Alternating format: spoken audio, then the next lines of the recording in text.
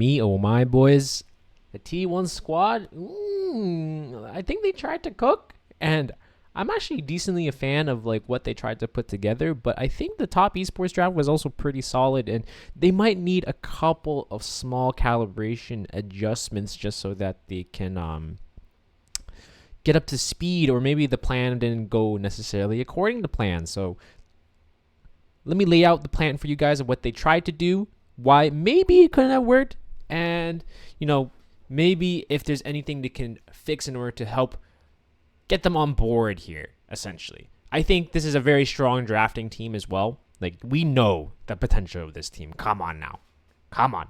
Like, we've seen Faker get so creative, so flexible.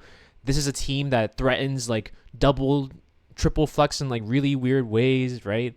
Like Ash flex, right, back in the day, right? This is such a great team. Carry has such a deep pool for counterpick. This is a high counterpick sort of team, and one that leverages draft in a very flexible way and makes sure to draw every drip of advantage where possible. I'm not discounting top esports by any means, and probably China's looking extremely strong on this current Worlds patch. I think the draft, from a draft perspective, it's a very Chinese sort of drafting meta, right? It thrives in a lot of chaos. A lot of the champions can go a little bit crazy here. So, starting off with this draft though, you can see a little bit of attention to the bans here. So T1, their bans are basically removing sort of the edge case weird environments, so that basically, one, Faker can play. So they ban out the Yone, they ban out the Triss. They want the team fights and the compositions that they're shaping to flow in a certain direction, right?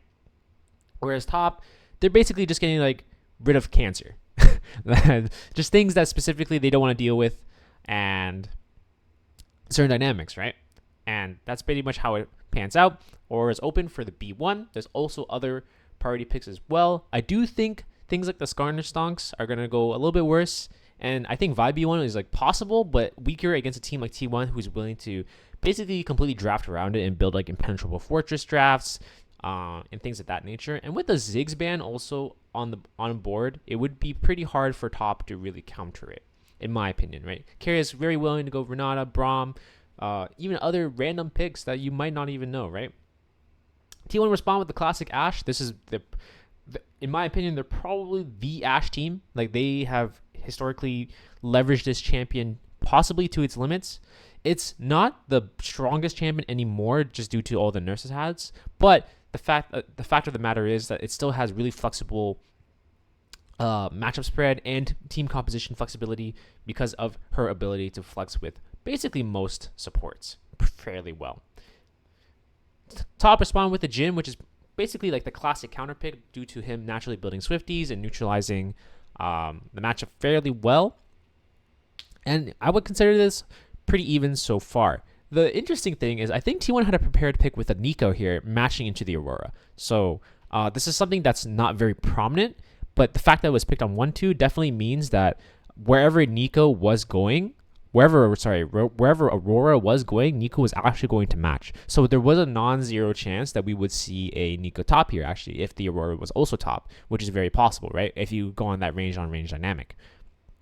So I like the courage from T1 to kind of get this on the board, and Faker being able to just be flexible, try something different. And it doesn't end up being really too necessary because top just slam Renekton and then they force it mid. So that could be a response from top actually in order to just make sure to curb the Neeko flex. They're like, let's just break it now, force T1 to get counter pick top on 3. And they do get a soft counter, so it's not bad.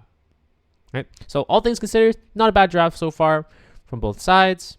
And then T1 actually saved their jungle pick for 5 in this case, rather than the support pick, which is surprising because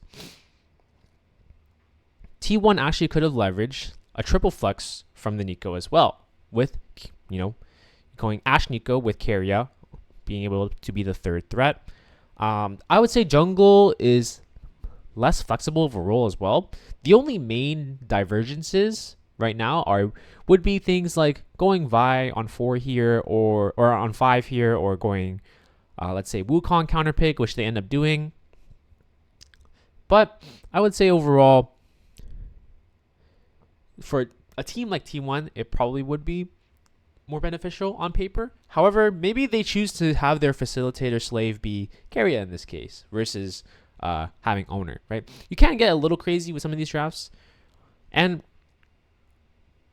they chose not to. I think T1, if I were to identify one missed opportunity here, is not capitalizing on the Jin 2.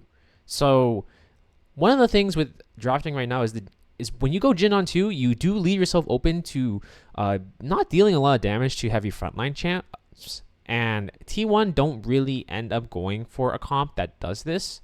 So for example, if we go back on this draft a little bit, and if T1 were to go Skarner on 4 themselves, sure, they could get counterpicked.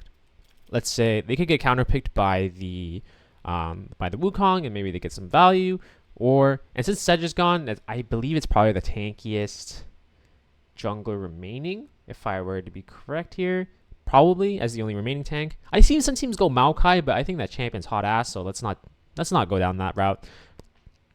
So they could go Skarner on 4 and support counterpick on 5, get even more frontline if they want to, but can go Enchanter if they don't want to, or if they don't need to. And then basically respond to whatever direction Top Esports wants to go.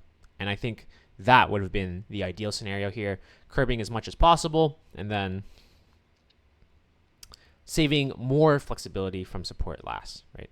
I think, however, overall, not many teams have been trying to be flexible in support. I think it's basically just facilitator. I think if any team were to do it, though, it would be T1 that's down. So maybe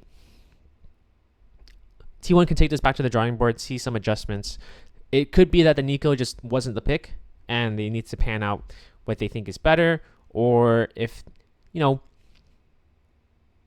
overall, like what they need to identify what went wrong with this draft. I think draft is actually not the biggest issue with this game specifically. It is what the draft basically produced, in which case it was an environment where Top was able to cause a lot more chaos, drive a lot more,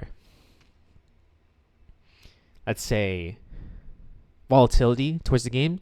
And I think it is in this Chinese adaptability where they are able to gain their advantage, right? So overall, the draft is pretty much 55-45, in my opinion.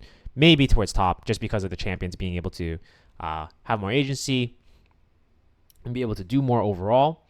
Whereas T1's comp requires a very thin line of execution, and Top, if they find one fight that's good, they can just basically run that into the ground, right? It's like more consistent, higher percentage chance of them being able to get consistently good expected value from each play. So I think it's good from T1, but it's just a couple of things that I really wish that panned out better for them, and I hope they are able to basically round this out and squeeze their way through Swiss. And I think they'll be able to, as the games progress and we get more data on like what the best teams are drafting, we'll definitely be able to see them kind of adjust and improve here. So I'm hoping for them. I'm sure you guys are too. Good draft overall though, and I'll catch you in the next one, guys.